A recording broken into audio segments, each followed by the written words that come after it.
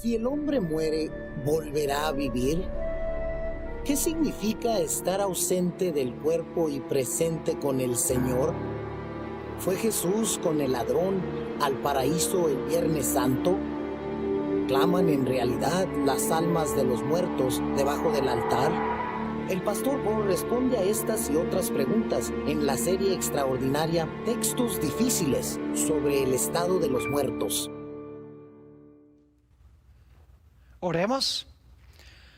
Nuestro Padre y nuestro Dios, te damos gracias por el privilegio de encontrarnos una vez más en este lugar con el fin de escuchar tu voz, hablándonos a través de tu palabra. Pedimos, Padre, que tu palabra no regrese a ti vacía. Especialmente te ruego por aquellos que están viendo esta programación por televisión, que les des claridad de pensamiento para comprender tu voluntad.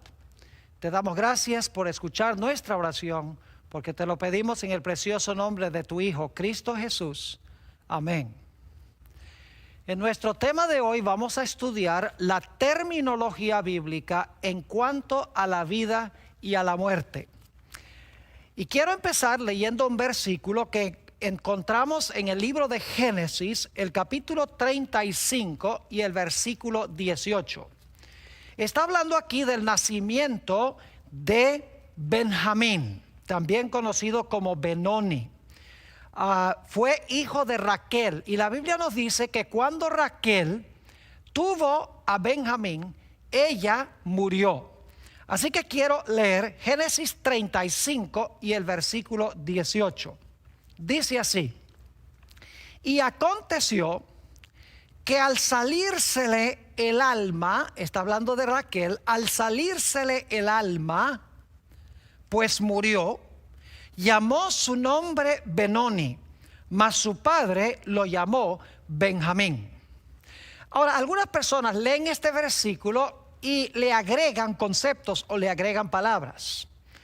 Por ejemplo, algunos lo leen de esta manera: y aconteció que al salírsele al cielo el alma inmortal, llamó su nombre Benoni, mas su padre lo llamó Benjamín. Ustedes notarán en este texto que no dice que el alma se fue al cielo, ni tampoco dice que el alma que salió de ella fue inmortal. Esas dos ideas de que fue al cielo y de que era inmortal son añadidas muchas veces por los lectores de la Sagrada Escritura, pero no es parte del idioma original. Ahora, antes de terminar nuestro tema de hoy, vamos a regresar a este versículo, pero lo vamos a hacer al final del tema, una vez que hemos explicado lo que significa el alma y lo que quiere decir la Biblia cuando habla de la salida del alma del cuerpo.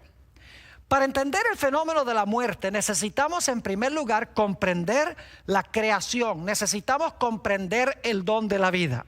Y el mejor lugar para comenzar es en Génesis, el capítulo 2 y el versículo 7, a donde Dios creó a Adán.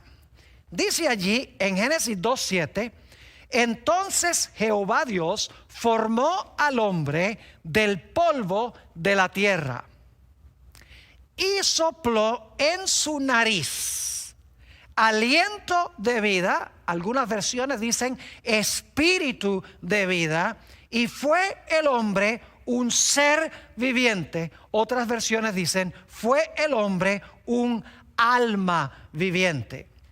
Ahora necesito explicarles algunas palabras que encontramos en este versículo.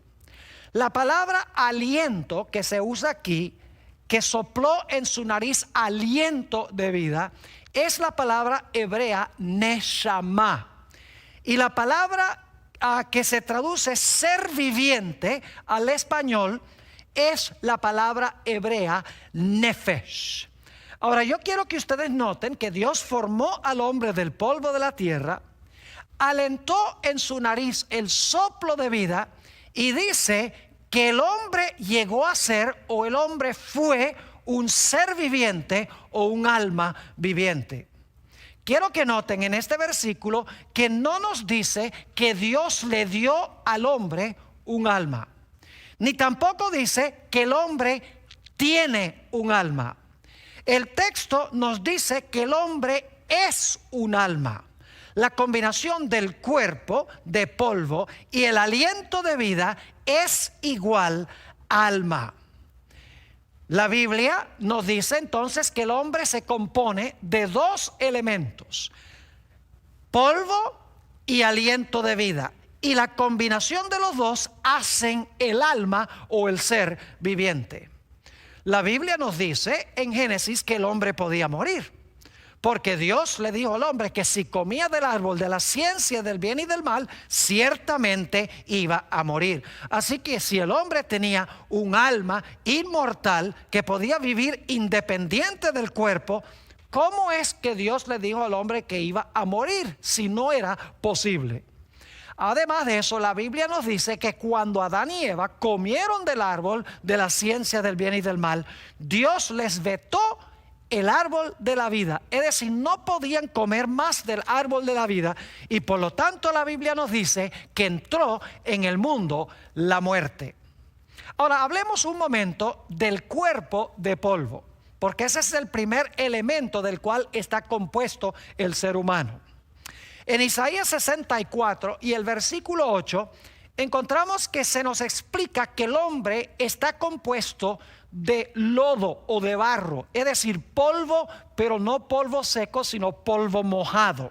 Dice en Isaías 64, 8: ahora pues, Jehová, tú eres nuestro Padre, nosotros barro, y tú el que nos formaste. Así que obra de tus manos somos todos nosotros. Es decir, el cuerpo o la facultad física del hombre se compone de polvo. Los órganos, los nervios, los músculos, la piel, todas las partes fisiológicas del hombre están compuestas de barro o de polvo. Por eso cuando una persona muere, vuelve al polvo, como veremos más adelante en nuestro estudio. Así que con el cuerpo no hay ningún problema. Todos sabemos que el cuerpo regresa al polvo. El problema surge cuando se habla del espíritu, porque muchas personas tienen la idea que el espíritu es algún elemento intangible que tiene el hombre por dentro, que es consciente que cuando el hombre muere sale volando para ir a otra esfera. Pero ¿qué es lo que enseña la Biblia en cuanto al espíritu?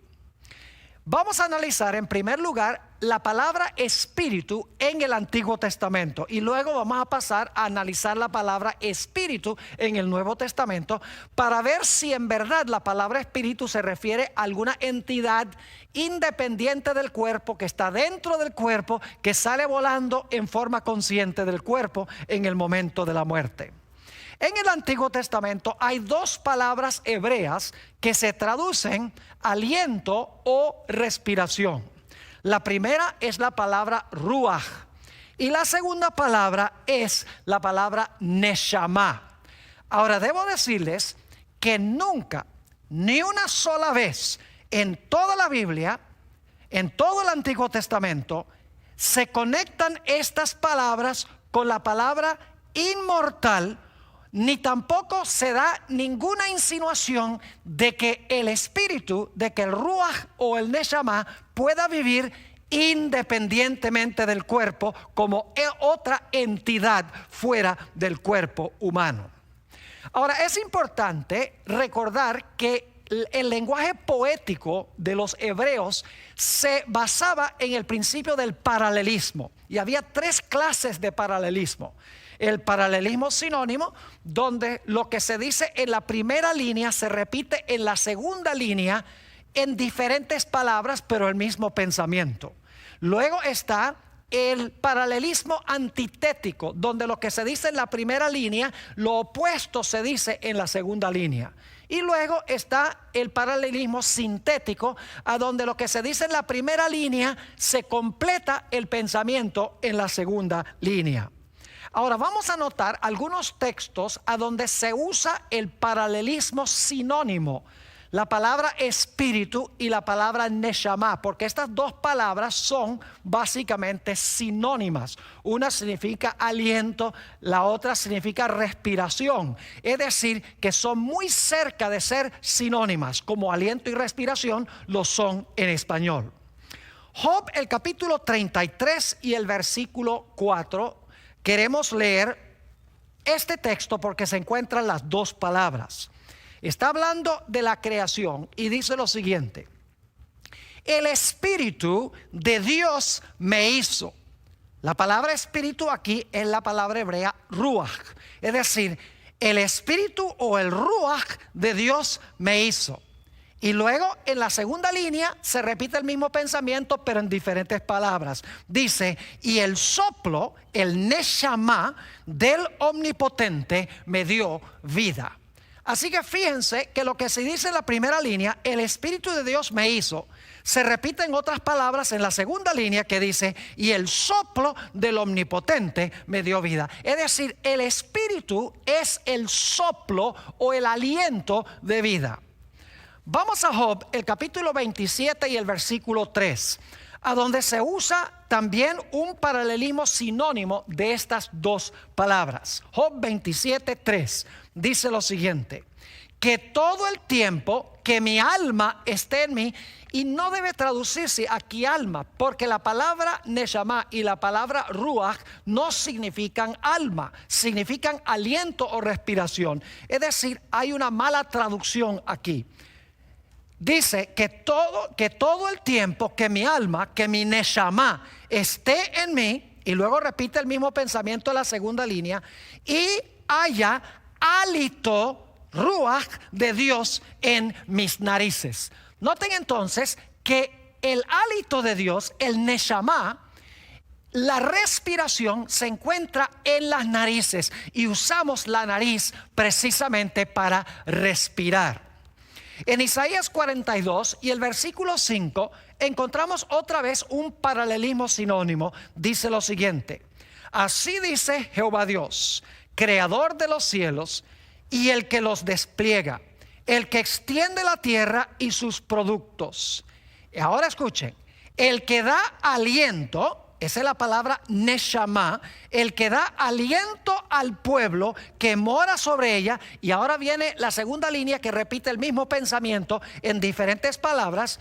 Y espíritu, aquí la palabra es ruach, y espíritu a los que por ella andan. Es decir el que da aliento, neshama, al pueblo que mora sobre ella, sobre la tierra, es lo mismo que decir que Dios da espíritu o ruach a los que andan en ella, es decir, en la tierra. Nuevamente, estas dos palabras sencillamente significan respiración o significan aliento, la fuerza vital, el hálito. Dicho sea de paso, la Biblia también nos dice en el Antiguo Testamento que los animales tienen ruach y los animales tienen también neshama. Es decir, que ellos también tienen aliento, los animales también respiran. En este sentido, los hombres y los animales no son distintos. Hablando del diluvio, nos dice lo siguiente en cuanto a los animales y los seres humanos que murieron en esa ocasión. Génesis 7 y el versículo 22. Todo lo que tenía aliento, es la palabra neshama, todo lo que tenía aliento de espíritu de vida en sus narices, todo lo que había en la tierra murió.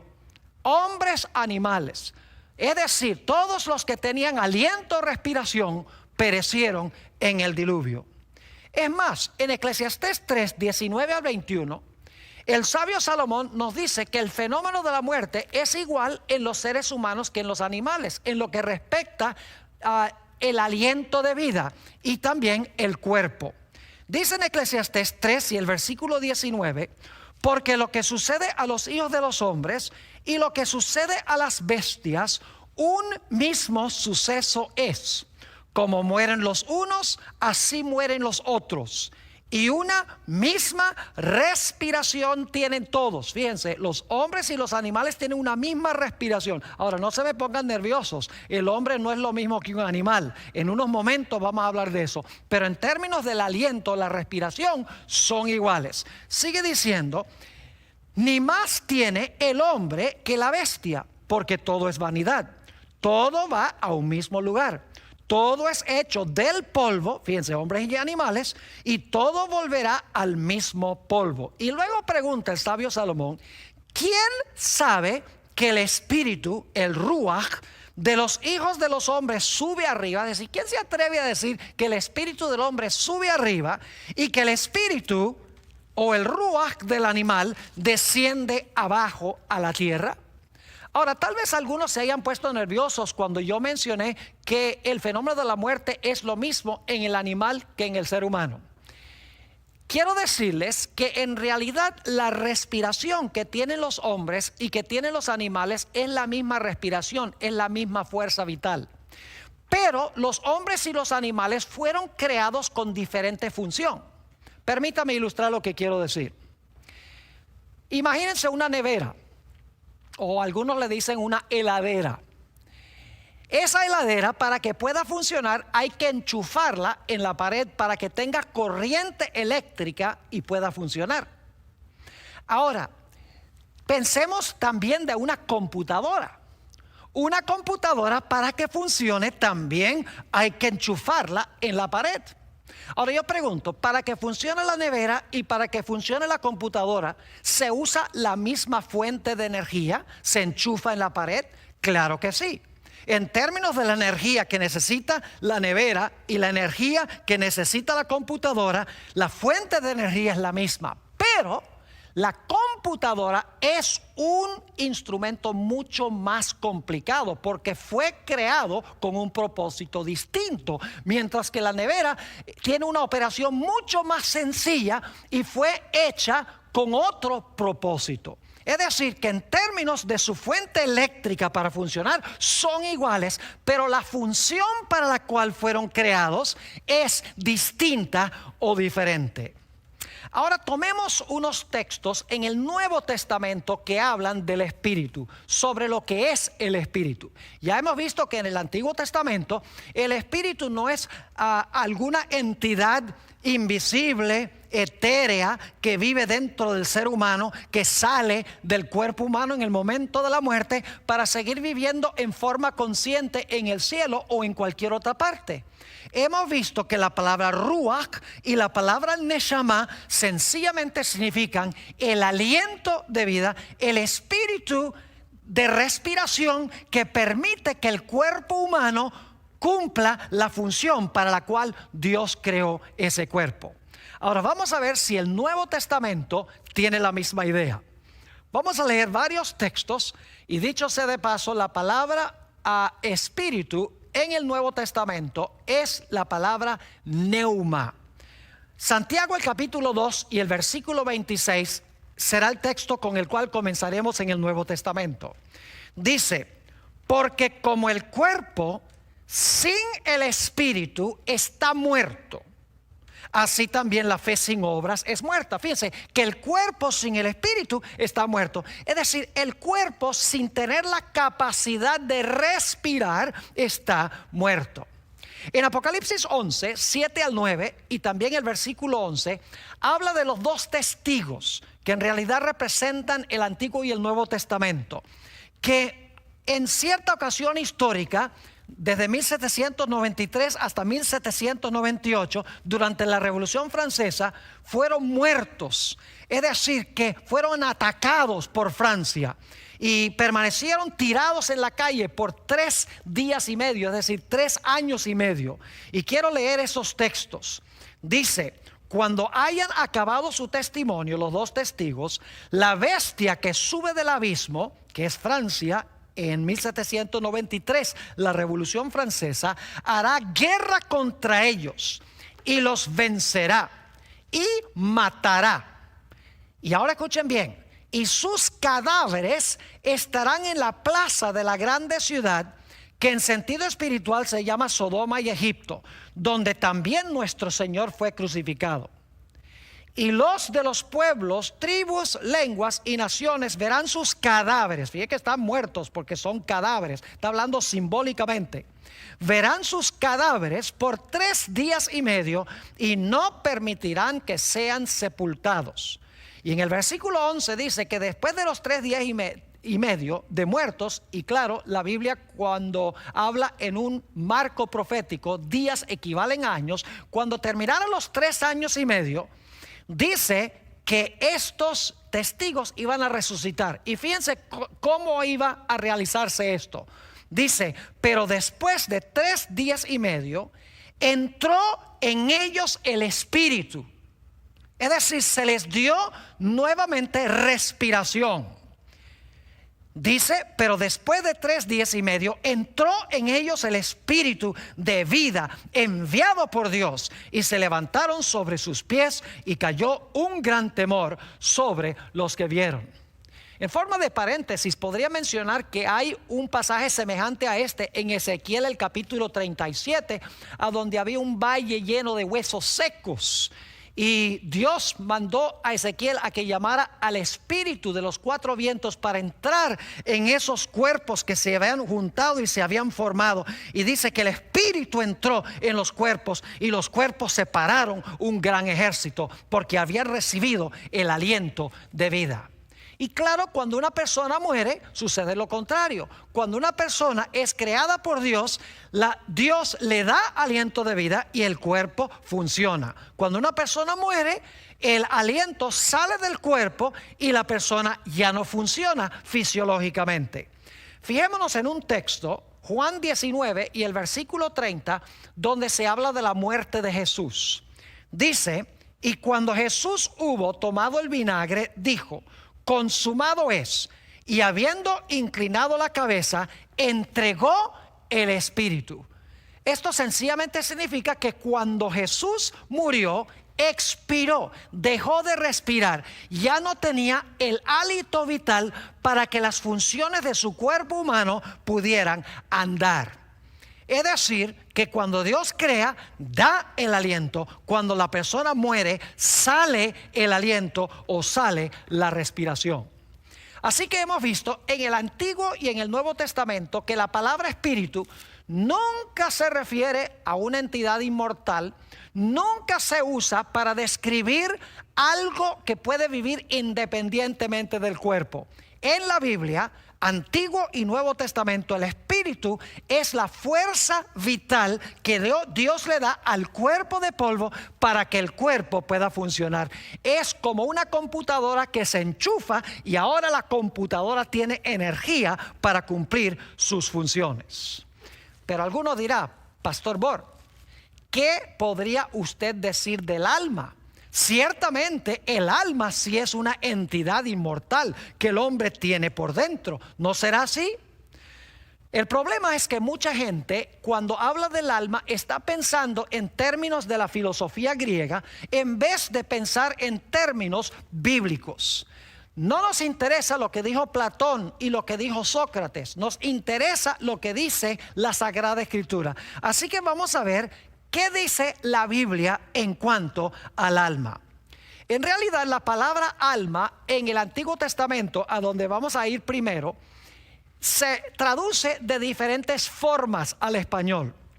A veces se traduce persona, a veces se traduce vida, a veces se traduce inclusive alma. Y por eso mucha gente se confunde y dice, bueno, ¿qué es la traducción correcta? ¿Es vida? ¿Es alma? ¿Es persona? La respuesta es que todas estas traducciones están relacionadas muy estrechamente una con la otra. Voy a mostrarles ahora del Antiguo Testamento. Volvamos a Génesis 2:7, a donde se usa la palabra alma, nefesh, por primera vez en el Antiguo Testamento. Dice, entonces Jehová Dios formó al hombre del polvo de la tierra y sopló en su nariz aliento de vida, el neshama, y fue el hombre un nefesh. Es decir, fue el hombre un alma viviente o un ser viviente. Es decir, la palabra nefesh aquí significa un ser vivo, una persona que funciona, porque el cuerpo de polvo y el aliento de vida están juntos, y por lo tanto el hombre que tiene el polvo y el aliento juntos es un nefesh. Es decir, el alma no es parte del hombre, el alma es el hombre en su totalidad. Vamos a examinar rápidamente otros versículos del Antiguo Testamento que usan la palabra alma o la palabra nefesh. Génesis 14 y el versículo 21, esto es después que Abraham ayudó a reconquistar lo que había sido saqueado de Sodoma. Dice: entonces el rey de Sodoma dijo a Abraham: dame las personas y toma para ti los bienes. Fíjense qué interesante, toma para ti las personas. Saben que esa palabra personas allí es la palabra nefesh. Y algunas versiones dice: toma tú las almas. Y entonces cuando examinamos el texto nos damos cuenta que la palabra nefesh significa personas también. Entonces el rey de Sodoma dijo a Abraham: dame las personas y toma para ti los bienes. Es decir, devuélveme las personas y entonces tú te puedes quedar con los bienes. Deuteronomio 10 y el versículo 22 es parecido a esto. Dice allí en Deuteronomio 10, 22: con 70 personas, otra vez nefesh, con 70 personas descendieron tus padres a Egipto. Está hablando de Jacob, quien descendió con 70 personas. Y ahora Jehová te ha hecho como las estrellas del cielo en multitud. Fíjense nuevamente, la palabra nefesh se traduce personas, 70 personas, porque el nefesh es la persona en su totalidad. Génesis 12 y el versículo 5 habla de los movimientos de Abraham. Dice: tomó pues Abraham a Sarai su mujer y a Lot hijo de su hermano y todos sus bienes que habían ganado, y las personas, otra vez la palabra nefesh, las personas que habían adquirido en Harán, y salieron para ir a tierra de Canaán, y a tierra de Canaán llegaron. Nuevamente la palabra nefesh se traduce personas, seres vivientes, en otras palabras. ¿Saben que la palabra nefesh también se traduce vida? Levítico 17 y el versículo 11 usa la palabra nefesh varias veces, y les voy a explicar a dónde se usa. Dice: porque la vida, ese es nefesh, porque la vida de la carne en la sangre está, y yo os la he dado para hacer expiación sobre el altar por vuestras almas. Es la misma palabra que se tradujo vida al principio del versículo. Y luego sigue diciendo: y la misma sangre hará expiación de la persona. La palabra persona allí también es nefesh. Así que en un solo versículo se traduce la palabra nefesh, vida, se traduce almas y se traduce persona. En realidad, mis queridos amigos, un alma es una persona. Y un alma es una persona viva. Así que estas traducciones no se contradicen, sino que se complementan. Deuteronomio 12 y el versículo 23 nos dice lo siguiente: solamente que te mantengas firme en no comer sangre. Dios le dice a Israel que no coma sangre, porque la sangre es la vida, es nefesh allí. Podría decirse que la sangre es el alma, pero en realidad significa vida. Y luego sigue diciendo en el versículo: porque la sangre es la vida, y no comeréis la vida juntamente con su carne. Aquí se traduce la palabra nefesh, vida, porque el nefesh o el alma es la persona viva. Primera de Reyes 19 y el versículo 10 encontramos que Elías se queja porque Jezabel está buscándolo para quitarle su nefesh, para quitarle su vida. Dice allí en Primera de Reyes 19:10, él respondió: he sentido un vivo celo por Jehová de los ejércitos, porque los hijos de Israel han dejado su pacto, han derribado tus altares y han matado a espada a tus profetas, y solo yo he quedado, y me buscan para quitarme el nefesh, es decir, para quitarme la vida, traduce aquí. Obviamente no sería muy lógico decir para quitarme el alma en el sentido griego de la palabra.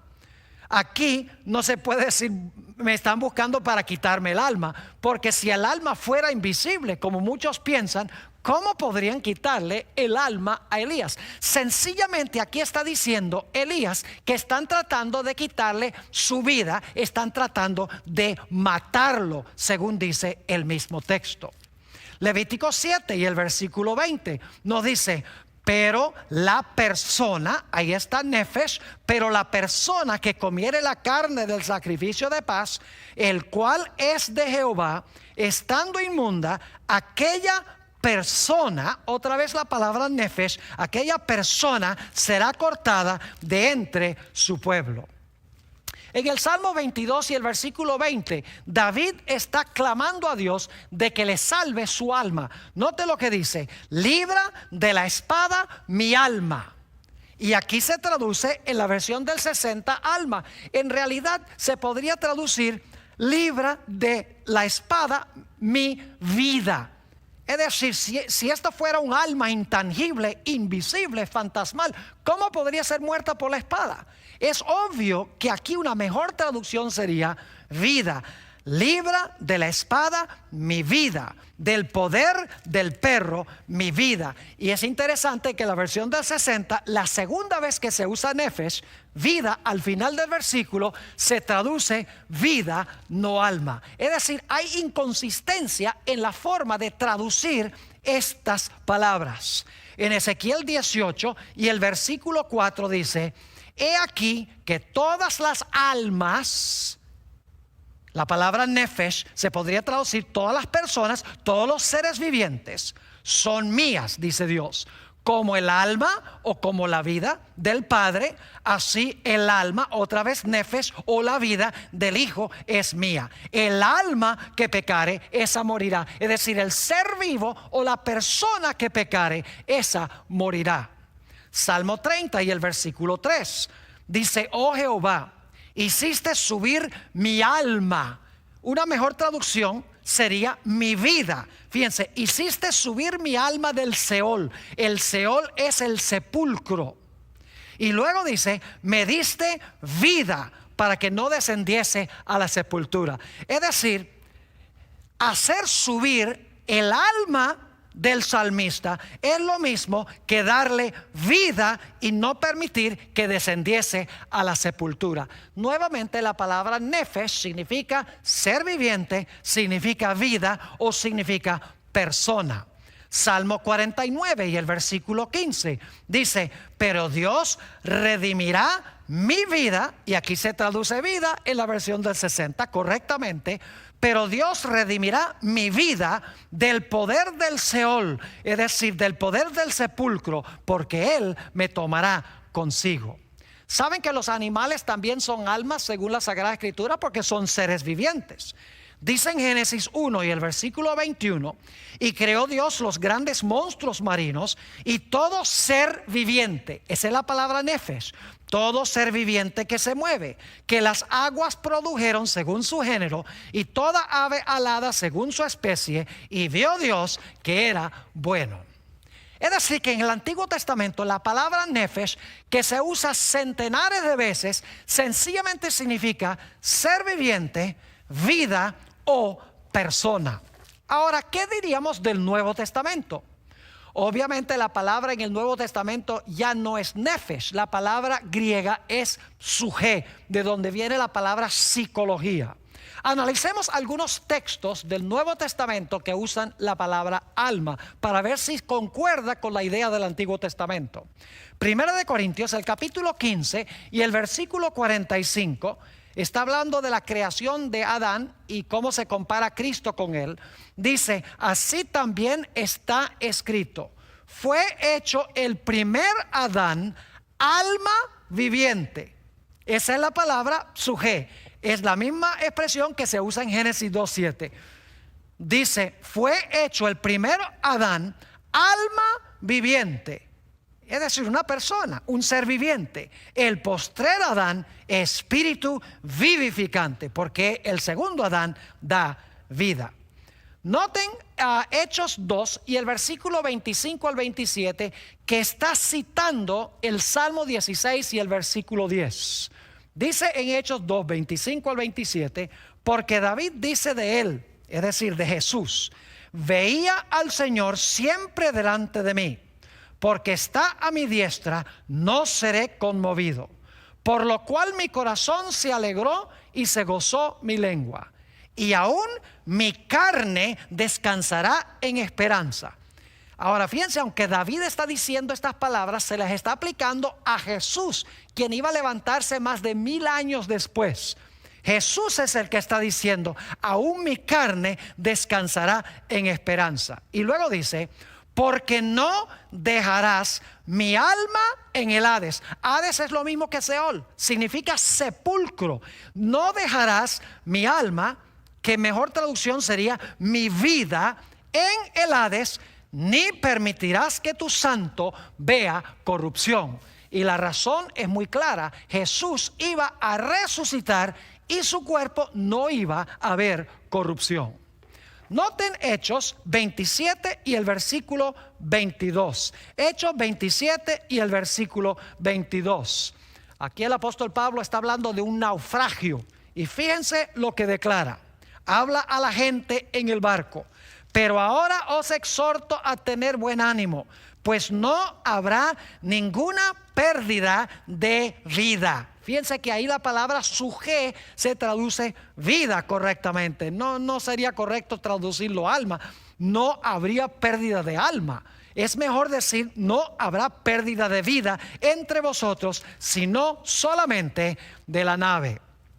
Mateo 2, 19 y 20, hablando del nacimiento de Jesús, dice: pero después de muerto Herodes, he aquí un ángel del Señor apareció en sueños a José en Egipto, diciendo: levántate, toma al niño y a su madre, y vete a tierra de Israel, porque han muerto todos los que procuraban la muerte del niño. Fíjense qué interesante esta traducción. Dice: todos los que procuraban la muerte del niño ya no están, es decir, han muerto ellos. Pero lo interesante es que la palabra muerte aquí en realidad dice en el griego: todos los que procuraban el alma de la vida del niño han pasado del escenario. Es decir, que se traduce aquí a la palabra alma con la palabra muerte. Es decir, dice: porque han muerto los que procuraban la vida o los que procuraban el alma del niño. Una mejor traducción, claro, de la palabra es los que buscaban la vida del niño. Mateo 20 y el versículo 28 nos habla de la obra de Jesús. Dice allí: como el Hijo del Hombre no vino para ser servido, sino para servir y para dar su vida, otra vez la palabra suje, para dar su vida en rescate por muchos. No tendría mucho sentido decir que Jesús vino a dar su alma. Una mejor traducción es como la que se da en la Reina Valera del 60, donde dice: para dar su vida en rescate por muchos. Es decir, la palabra alma, la palabra suje en el Nuevo Testamento significa vida o significa persona, significa ser viviente, igual que en el Antiguo Testamento. Noten Juan 10 y el versículo 11, donde está hablando de Jesús, el buen pastor. Dice Jesús: yo soy el buen pastor, y el buen pastor su vida da por las ovejas. La palabra vida allí otra vez es la palabra suje. Es la misma palabra que se traduce a veces en el Nuevo Testamento con la palabra alma, pero obviamente significa que Jesús vino a dar su vida. En Hechos 15, 26 se habla de Pablo y Bernabé. Muchas veces arriesgaron sus vidas. Y dice allí en Hechos 15, 26 que Pablo y Bernabé fueron hombres que han expuesto su vida. Otra vez la palabra suje, que se traduce a veces en el Nuevo Testamento alma, pero aquí se traduce correctamente vida. Porque los hombres que han expuesto su vida por el nombre del Señor Jesucristo. En Hechos 20 y el versículo 24 encontramos otra referencia a la palabra suje. Dice: pero de ninguna cosa hago caso, está hablando el apóstol Pablo, ni estimo preciosa mi vida. en la palabra nuevamente, psuje. Nuevamente, pero de ninguna cosa hago caso, ni estimo preciosa mi vida para mí mismo, con tal que acabe mi carrera con gozo y el ministerio que recibí del Señor Jesús para dar testimonio del evangelio de la gracia de Dios. Y saben que en el Nuevo Testamento la palabra psuje se traduce también persona, como la palabra nefesh en el Antiguo Testamento. Noten dos ejemplos o tres ejemplos de esto. Hechos 2 y el versículo 41. Dice en Hechos 2:41, hablando de los que recibieron a Jesús en el día del Pentecostés, dice: así que los que recibieron su palabra fueron bautizados y se añadieron aquel día como 3,000 personas. Es la palabra suje. Se podría traducir 3,000 almas, 3,000 seres vivientes. No está hablando de una entidad invisible, intangible, fantasmal que el hombre tiene por dentro, que es consciente y sale volando en el momento de la muerte y vive en otra esfera. Hechos 27 y el versículo 37. Está hablando del número de personas en un barco. Dice aquí: y éramos todas las personas, otra vez la palabra suje, y éramos todas las personas en la nave 276. Otro ejemplo a donde se traduce la palabra suje, personas, es Romanos 13 y el versículo 1, donde dice: sométase toda persona, ahí está la palabra suje nuevamente, sométase toda persona a las autoridades superiores, porque no hay autoridad sino de parte de Dios, y las que hay por Dios han sido establecidas. Ahora quiero comparar dos versículos para que podamos ver de una forma clarísima que el alma es la persona en sí misma, no una parte de la persona, no algo que el hombre tiene por dentro, sino la persona viva en su totalidad.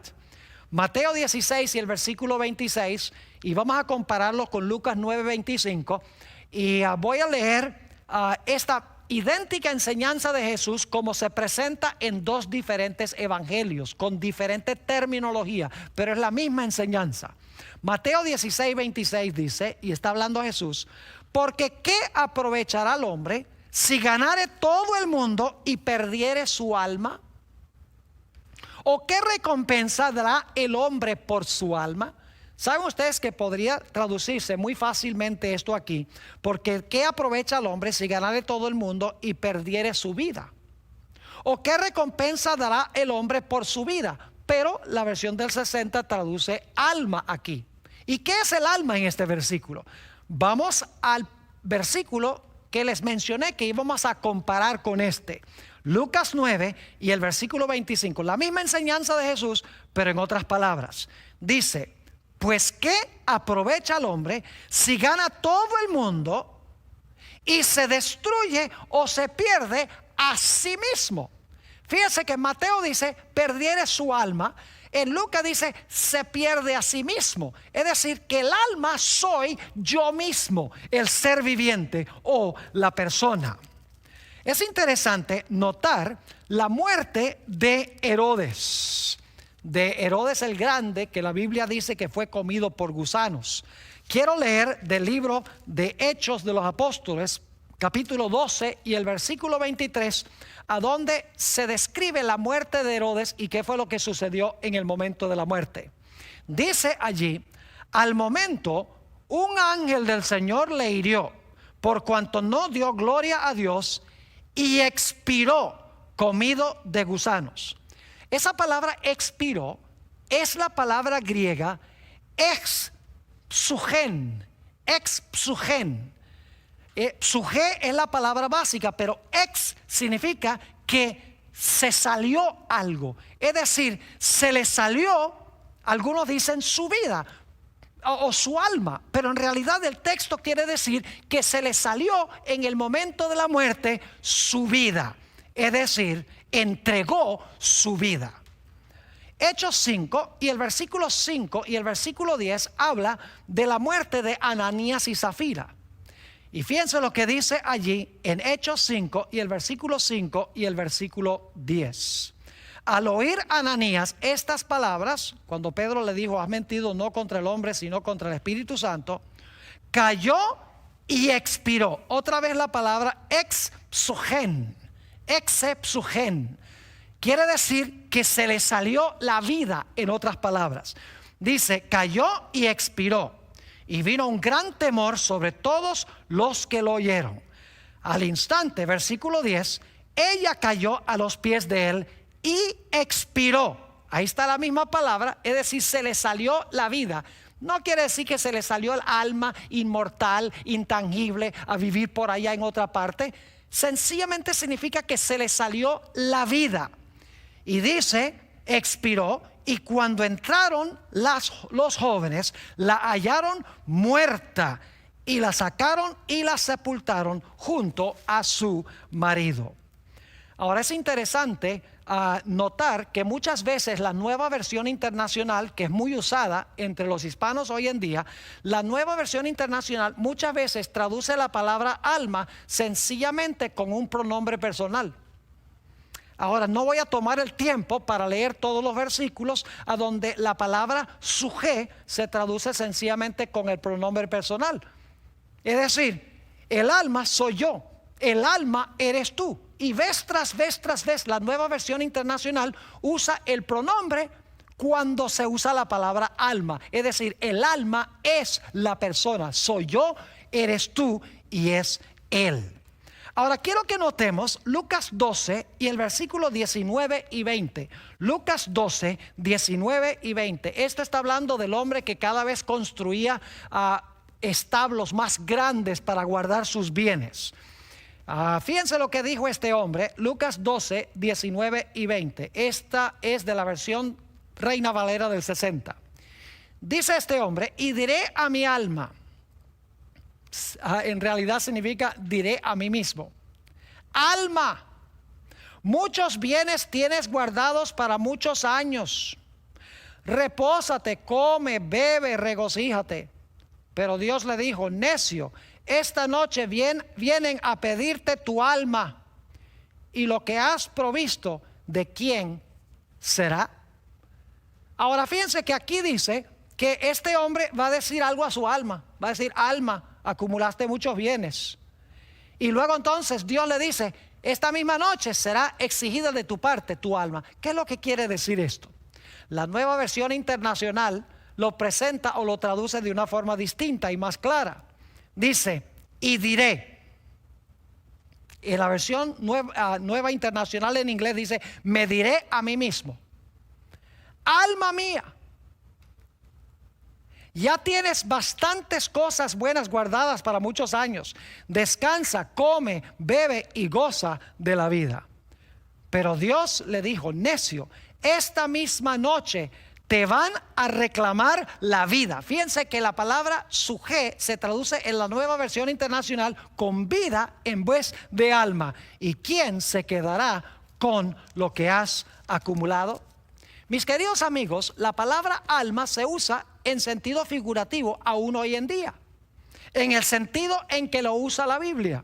Por ejemplo, decimos, si nadie vino a la reunión esta noche, decimos: no se apareció ni un alma. ¿Qué queremos decir con eso? Que no se apareció una entidad intangible, inmaterial, invisible, que nadie podía ver. Claro que no. Significa: no se apareció ni una sola persona. Hablamos de que bautizamos 300 almas en la campaña evangelística. ¿Qué quiere decir? ¿Que bautizamos a 300 fantasmas? Claro que no. Significa que bautizamos a 300 seres vivientes. Bautizamos a 300 personas. A veces decimos: ay, tengo tanta lástima por esa pobre alma. No quiere decir que tenemos lástima por una entidad intangible, inmaterial. Significa que tenemos lástima para con una persona. Analicemos unos pocos textos más que usan la palabra alma y luego regresamos al texto con el cual comenzamos nuestro estudio de hoy. Note lo que dice en Santiago 5 y el versículo 20. Está hablando de una persona que da testimonio de salvación a otra persona. Dice: sepa que el que haga volver al pecador del error de su camino, salvará de muerte un alma y cubrirá multitud de pecados. ¿Qué quiere decir eso? Que salvará de la muerte a un alma. Quiere decir, dicho sea de paso, que el alma puede morir, porque si se puede salvar al alma de la muerte, quiere decir que el alma puede morir. Pero lo importante aquí es que dice que salvará a un alma de la muerte. Quiere decir salvará a una persona o a un ser viviente de la muerte. Apocalipsis 16:3 inclusive dice que los animales son almas. Dice: el segundo ángel derramó su copa sobre el mar, y este se convirtió en sangre como de muerto, y murió todo ser vivo que había en el mar. La expresión ser vivo es la palabra sujé. Es decir, sujé se aplica también a los animales. Un último texto. Este texto está hablando del niño que se cayó de la ventana cuando el apóstol San Pablo estaba predicando el evangelio, y la Biblia dice que se murió. Su nombre era Eutico. La Biblia nos dice también que el apóstol Pablo llegó y lo resucitó. Quiero leer Hechos 20:10, donde describe lo que hizo el apóstol San Pablo. Entonces descendió Pablo y se echó sobre él, y abrazándole dijo: no os alarméis, pues está vivo. En realidad en el griego dice su sujé está dentro de él. Es decir, está vivo, tiene la vida dentro de él. Ahora quiero que regresemos al texto con el cual comenzamos nuestro estudio de hoy. Génesis, el capítulo 35 y el versículo 18. Y ahora que hemos estudiado los términos o la terminología bíblica, será más fácil comprender Génesis 35 y el versículo 18. Está hablando nuevamente de la muerte de Raquel cuando tuvo a su hijo Benjamín. Dice: y aconteció que al salírsele el alma, algunos dicen: cuando el alma se fue allá al cielo, el alma inmortal se fue al cielo. Eso no es lo que dice. Dice que al salirse el alma, sencillamente a la luz de lo que hemos estudiado, significa que se le estaba saliendo la vida, se le estaba disipando la vida. Y aconteció que al salírsele el alma, y luego explica qué es salir el alma. Dice: pues murió. Llamó su nombre Benoni, mas su padre lo llamó Benjamín. Mis apreciados hermanos y amigos, la Biblia es clara de que cuando una persona muere, todo el ser muere. Aunque Dios guarda un registro de la persona en el cielo, porque en la resurrección le va a devolver su individualidad y su personalidad. Dios no olvida, en otras palabras, al muerto. Dios guarda los nombres y los registros, porque en la resurrección les dará un cuerpo nuevo y les dará aliento de vida, y se levantarán perfectos, incorruptibles e inmortales. Fíjense lo que dice la Sagrada Escritura en cuanto al fenómeno de la muerte. Salmo 146 y el versículo 4 dice: pues sale su aliento y vuelve a la tierra. Es decir, cuando el aliento sale del cuerpo, la persona vuelve a la tierra, y luego dice: en ese mismo día perecen sus pensamientos. Es decir, que cuando una persona deja de respirar, vuelve a la tierra, y en ese día cesan sus pensamientos. Es decir, que el hombre no tiene un alma inmortal que sigue pensando después de la muerte. En el Salmo 104 y el versículo 29 y 30, Salmo 104, 29 y 30, está hablando de el contraste entre el proceso de la muerte y el proceso de la creación. Dice allí, hablando de Dios: escondes tu rostro, se turban. Les quitas el hálito o el espíritu o la respiración. Y fíjense lo que dice: les quitas el hálito, dejan de ser y vuelven al polvo. Pero luego habla de lo opuesto, el proceso de la creación. Dice: envías tu espíritu, son creados y renuevas la faz de la tierra. Cuando una persona muere, la Biblia nos dice sencillamente que el individuo vuelve a la condición en la cual estaba antes de la creación, en el caso de Adán. Dice en Génesis 3 y el versículo 19, cuando Dios pronunció sentencia contra Adán: con el sudor de tu rostro comerás el pan hasta que vuelvas a la tierra, porque de ella fuiste tomado, pues polvo eres y al polvo volverás. Y Eclesiastés 12 y el versículo 7, un versículo muy bien conocido sobre el estado de los muertos, nos habla del fenómeno de la muerte y dice: el polvo vuelva a la tierra como era y el espíritu vuelva a Dios que lo dio. Es decir, la Sagrada Escritura es clara en cuanto a este asunto. El hombre se compone de polvo o de lodo. Su cuerpo es un cuerpo material de lodo. Dios le dio a ese cuerpo la respiración y la persona llegó a vivir, llegó a ser un ser viviente, en otras palabras. El fenómeno de la muerte es lo contrario. El cuerpo vuelve al polvo y el aliento abandona el cuerpo, de tal manera que el cuerpo ya no puede funcionar porque no tiene una fuente energética. ¿Saben ustedes, mis queridos hermanos y amigos, que la Biblia presenta solamente dos destinos?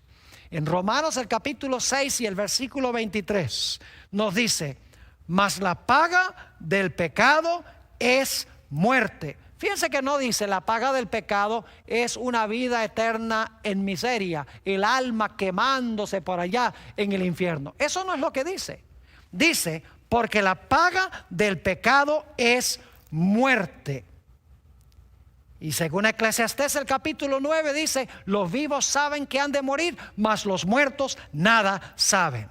Y luego está el otro lado de la fórmula.